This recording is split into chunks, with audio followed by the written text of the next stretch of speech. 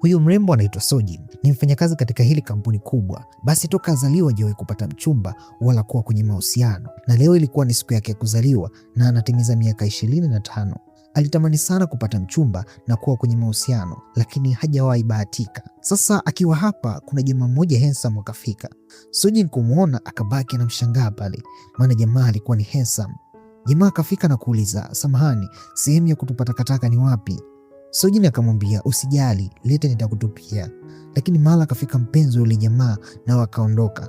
Basi Sojin akazidi kuumia kuona watu ni wapenzi na yeye yuko single miaka yote. Mara akafika mama mmoja mrembo sana, umri ulikuwa umeenda, lakini bado alikuwa anaonekana mrembo. Akamuuliza Sojin, samahani, duka la mafuta ni wapi? Sojin akamwelekeza. Basi yule mama akamshukuru sana na kuondoka, lakini alisahau kinywaji chake na passport pia. Haraka Sojin akaanza kumtafuta ili ampe passport. Akamtafuta sana na kuwaulizia wafanyakazi wengine, lakini hakumpata. Basi akarudi na kuwauliza wafanyakazi wenzake kama kuna mtu kaja kuulizia passport. Wakamwambia hakuna mtu yote aliyeulizia. Sasa Sojin kuiangalia ile passport ikawa inawaka isi.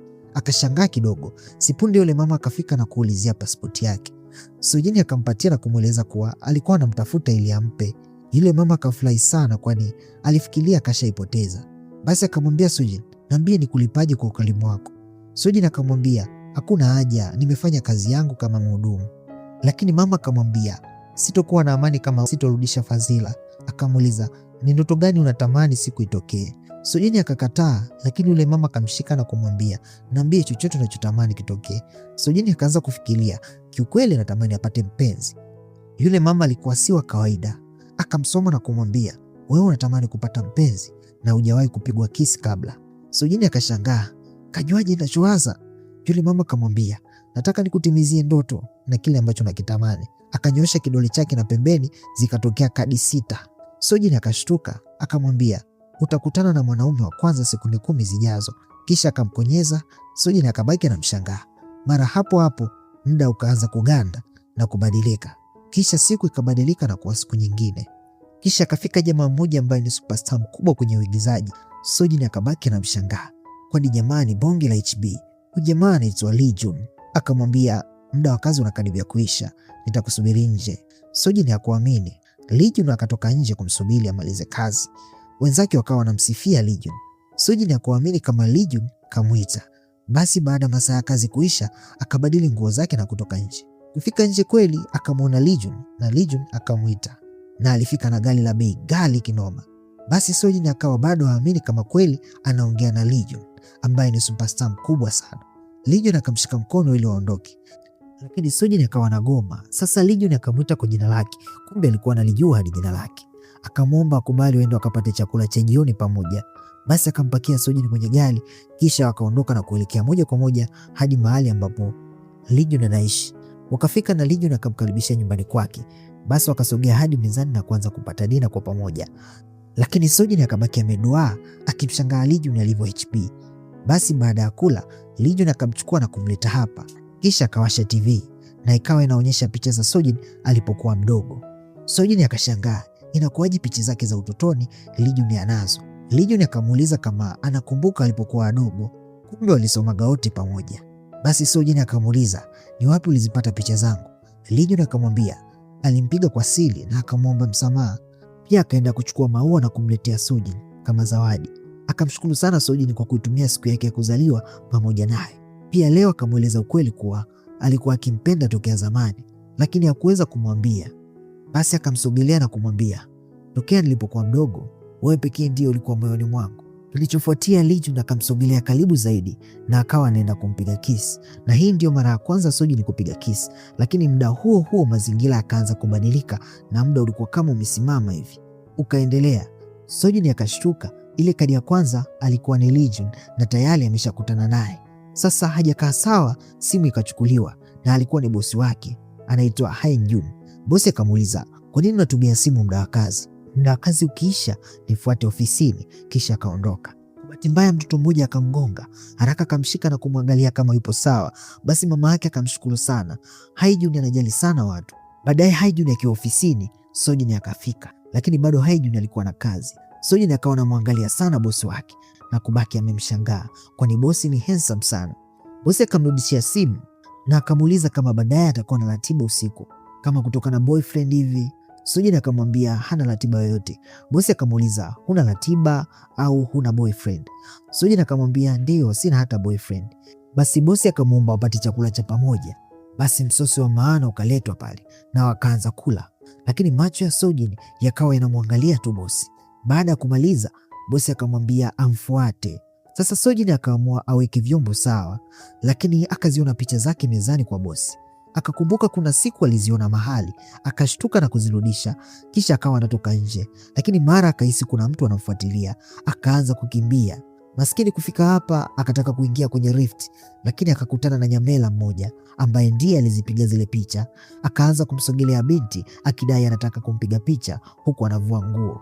Sojin akaogopa sana, lakini Haijun akafika pale haraka na kumnasa yule jamaa. Kumbe alitengeneza kama mtego ili amnasi nyamela, kisha akawapigia polisi na wakamkamata kwa kesi ya kutaka kumfanyia Sojin kitendo kibaya.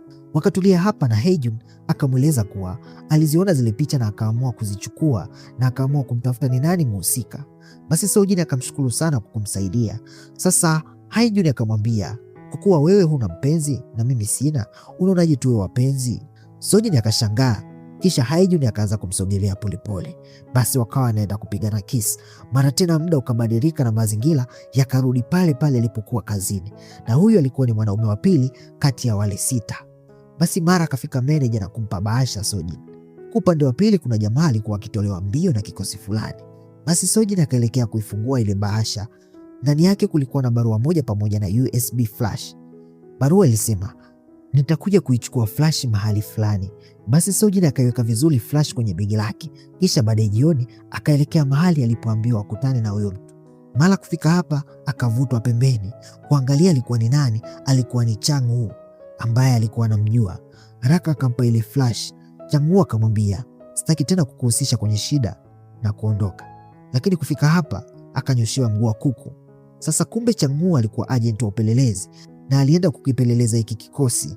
Akamrudisha Sojin nyuma na kuanza kucheza nao, lakini Sojin naye alikuwa yumo, naye akawa anawatandika pale. Basi walipowafumua, Chang-woo akamwomba msamaha kwani kamuingiza kwenye shida na hakutaka Sojin apate shida tena. Akamchukua na kumleta hadi hapa ambapo ni mahali salama. Pia akaomba amsamehe kwa kumuingiza kwenye shida. Akamwaga na akawa anaondoka, lakini hakufika mbali akadondoka chini. Sojin akamkimbilia, kumbe kuna risasi ilimpata mbavuni. Basi Sojin akamtoa na kuanza kumpa huduma ya kwanza. Alipomaliza akataka kuondoka, lakini Chang-woo akamvuta na kumkalisha pembeni yake. Kisha akaanza kupiga stori mbalimbali. Wanajuana kumbe, na Sojin alishawahi kufanya kazi ya upelelezi na Chang-woo, ambapo Chang-woo alikuwa ni kiongozi wake. Aliamua kumtoa kwenye kazi ya upelelezi kwa sababu ilikuwa ni hatari na alishaanza kumpenda Sojin. Basi alimwomba msamaha kwa kumsumbua leo, kisha akamwahidi hatokuja kujionyesha tena mbele ya uso wake. Kisha kaondoka pale. Sojin hakukubali, akamfuata na kumwambia usiondoke. Akamwomba asubiri mpaka damu ziache kutoka. Chang-woo akageuka na kumwambia, nipo tayari kufanya chochote ili kukulinda wewe. Kisha akamwambia, kuanzia leo naomba tusitengane tena. Akamsogelea karibu na akawa wanaenda kukisi, na kama kawaida mazingira na muda ukabadilika na Sojin akajikuta yupo pale pale ofisini. Na huyu sasa alikuwa ni mwanaume wa 3 kati ya zile kadi 6 alizopewa, lakini hakuwa na furaha kwani kila unapotaka kukisi tu muda na mazingira yanarudi kama mwanzo. Hajakaa sawa, simu yake ikaanza kuita na alikuwa akipigiwa na mwamba huyu hapa ambaye yeye ndiye yupo katika kadi ya 5. Sasa baadaye Sojin anapotoka kazini ndio akaona kuwa kuna mtu alimpigia. Mara akaitwa kuangalia, alikuwa ni Kai ambaye naye ni superstar mmoja mkubwa na tajiri. Sasa kila mwanaume anayekutana naye anakuwa anampenda. Kai akaongea sana, akamshika mkono, kisha wakaelekea kuangalia vitu mbalimbali kama midoli na vitu vinginevyo. Pia walipiga picha akiwa pamoja na kufanya vitu vingi sana. Sasa baadaye walipokuwa wanatoka, mvua ikawa inanyesha. Basi Kai akavua koti lake ili walitumie kama mwavuli, akamfunika Sojin, kisha wakatoka pale wanakimbia. Sasa Sojin kumwangalia Kai usoni akabaki anachanganyikiwa, akawa anatamani asiamke katika hii ndoto. Baadaye wakawa wanatembea tembea. Basi wakafika mahali ambapo kulikuwa na mziki na watu walikuwa wakicheza. Basi Kai akamvuta na wao wakaanza kwenda na step pale. Kalikuwa kamziki fulani hivi katamu, na hivi vitu huwezi kuvikuta huku kwetu. Huku sisi ni mwendo wa kuruka na kupamiana tu. Basi Sojin alitamani sana kama hii ndoto endelee na asiamke tena. Kisha baadaye Kai akatoa pete na kumvalisha Sojin na wote wakawa na pete za aina moja. Kisha akamsogelea Sojin akamwambia tufanye hivyo baadaye. Akawa anaogopa akikisi ataamka kwenye ndoto, lakini Kai akamwambia siwezi, subiri. Akamsogelea ili ampige busu. Basi kama ilivyo ada, Sojin akaamka na kujikuta pale pale kazini, na huyu alikuwa ni mwanaume wa 4 na wamebaki wanaume wawili tu. Mara wakafika wenzake na kumwambia anaitwa na mpenzi wake. Sojin akashangaa, lakini alikuwa anajua hii ni ndoto tu. Akaelekea huko. Mara akafika mwanaume na kumkumbatia, na huyu alikuwa ni Taek, mtoto wa chairman wa kampuni kubwa. Taek akamchukua na akaenda kumnunulia vitu mbalimbali ambavyo Sojin alikuwa akitamani sana kuwa navyo siku moja. Sojin akawa anamwangalia Taek akijiambia, kwa nini isingekuwa kweli jamani, na nikawa na boyfriend wa kweli na sio kwenye ndoto? Sojin akamuuliza, kwa nini unanifanyia yote haya? Taek akamwambia, kwa sababu wewe ni malkia wangu. Sojin kusikia yale maneno akafurahi sana. Sasa wanapotoka wakakutana na mwanamke mmoja wa kitajiri aitwaye Laura. Laura akamaindi kumwona Taek yupo na mwanamke na yeye tayari alishapangiwa kuoana naye, lakini Taek akamwambia kuwa mimi na wewe hatuwezi kuoana. Laura akamishia hasira zake kwa Sojin, akachukua kinywaji na kumwagia Sojin usoni. Taek akamaindi na kumuuliza Sojin kama yupo sawa. Sasa Sojin akamwambia Taek, siwezi vumilia hizi kasheshe. Akataka ampige kisi ili amke kwenye ndoto, lakini Taek akamwambia subiria kwanza. Akaitisha mkutano, kisha akiwa na Sojin akawaeleza watu kuwa kaamua kuacha kila kitu cha kampuni na urithi pia, na anataka kuishi na Sojin milele, kwani ndiye mwanamke anayempenda. Sasa Sojin akamwambia, kwa nini uache kila kitu kwa ajili yangu? Taek akaamua kumnyamazisha. Sasa Sojin akawa anaogopa, maana akikisi tu ataamka kwenye ndoto. Akashindwa kuzuia na akajikuta yupo tena kazini, na huyu alikuwa ni mwanaume wa 5 kati ya wale 6 na amebaki mmoja tu ili waishi. Sasa mara kafika jamaa mmoja na kumwomba Sojin aende kuigiza nafasi ya mtu kwenye kushuti. Sasa Sojin kufika akamwona Jong Suk. Hakuamini, ni superstar mkubwa katika uigizaji na ni handsome balaa. Akabaki anamshangaa pale hadi nusu adondoke. Basi kazi ya kushuti ikaanza na Sojin akawa anaigiza kama mchumba wa Jong Suk, lakini alikuwa na aibu hadi akashindwa kutembea vizuri. Director akamuuliza, unatembeaje? Yaani kama hujawahi kuwa mpenzi hivi? Jong Suk akasema, tunarudia tena. Sasa kwenye pati nyingine ya kumvalisha mkufu, Sojin akawa anaharibu kila mara. Yeye alikuwa anaogopa kupigwa busu asije akaamka tena kwenye ndoto. Jong Suk akaomba dakika 10 kwa director ili Sojin akae sawa kwanza. Basi wakasogea pembeni na akawa anapata vinywaji. Sojin akawa anajisemea moyoni, imekuwaje nimekuwa na aibu mbele za watu? Kuanzia sasa sitaona aibu tena. Jong Suk akamwambia anaomba wajuane zaidi. Sasa fikra za Sojin zilikuwa zinawaza kuwa atampiga busu. Akajikuta karopoka na kusema sitaki busu. Jong Suk akashangaa kusikia hivi, maana hakumwambia kuwa anataka kumbusu. Sojin akapotezea na kusema nipe simu nikupe namba yangu. Akachukua simu na kuandika namba yake. Baada ya muda akawa tayari ameshakaa sawa na wakarudi kuendelea kushuti, na kwa sasa Sojin hakuwa na aibu tena wala kuogopa. Kipande kikawa kikali sana, basi director akaikubali sana hichi kipande. Akawaomba washuti na kipande kingine cha mwisho, kwani walikuwa wameua sana kipande kilichopita, na sasa kilikuwa ni kipande cha kissing scene. Sojin kusikia akashtuka, kwani hataki kupigana busu asije akaamka. Jong Suk akamwambia tunaigiza tu, si kweli. Ikabidi akubali. Basi wakaanza kushuti pale. Sojin akawa anaogopa, akauliza kama kweli wanaigiza. Jong Suk akamwambia tunaigiza kwenye kushuti, lakini siwezi igiza kwako kama nakupenda. Aisee, akawa anaenda kumpiga busu, na huyu ndo mtu wa mwisho kabisa katika zile kadi. Kama ilivyo kawaida, ndoto ikaisha na akajikuta yupo kazini tena. Tayari ameshakutana na wanaume 6. Sasa mwenzake mmoja akamwomba aingie zamu yake baadaye, kwani yeye anataka atoke out na boyfriend wake. Sojin akakataa. Wakamuuliza kwa nini unaogoma wakati huna mahali pa kwenda na huna hata boyfriend? Sojin akamwambia nina boyfriends, tena sio mmoja, ninao 6. Akatoka pale anakimbia. Wakamshangaa sana, kwani Sojin kabadilika ghafla. Sojin akasogea pembeni na akawa na huzuni sana, kwani kadeti na wanaume 6 maarufu, lakini ilikuwa ni kwenye ndoto na si kweli. Ikabidi ajifariji tu na kujifanya kama anafurahi hivi. Mara yule mama akafika tena. Sojin akashangaa kumwona. Mama akamwambia usijali, bado mchezo haujaisha. Akamwambia sitaki uendelee kuishi na majonzi. Akampa nafasi nyingine, achague mwanamume mmoja tu maarufu ambaye angetamani kuwa naye, na huyo ndiye ambaye atakuwa naye kiuhalisia. Sojin akaanza kujiuliza atamchagua nani kati ya wale 6, maana kati ya wale 6 wote ni wakali na wapo wengi ambao ni wakali zaidi. Sasa sijui alimchagua nani, lakini aliporudi alikuwa na furaha sana, hadi wenzake wakawa wanamshangaa. Wakamuuliza kama kuna kitu kizuri kimetokea kwake.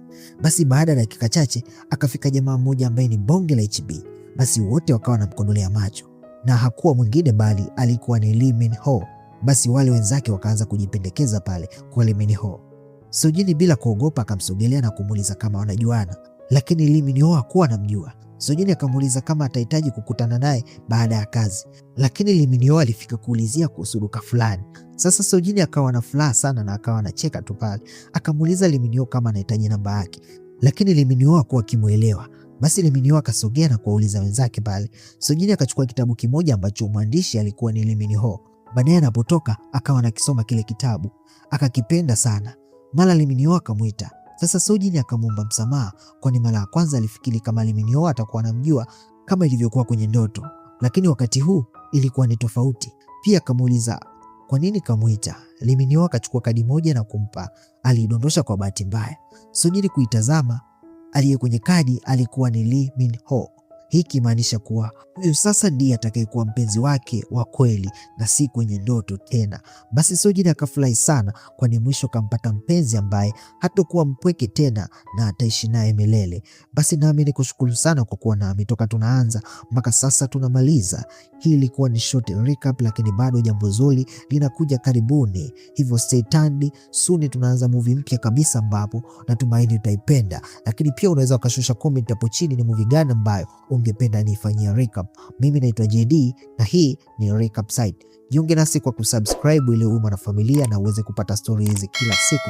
Basi mimi nikutakia siku njema yenye furaha na amani. Bye bye.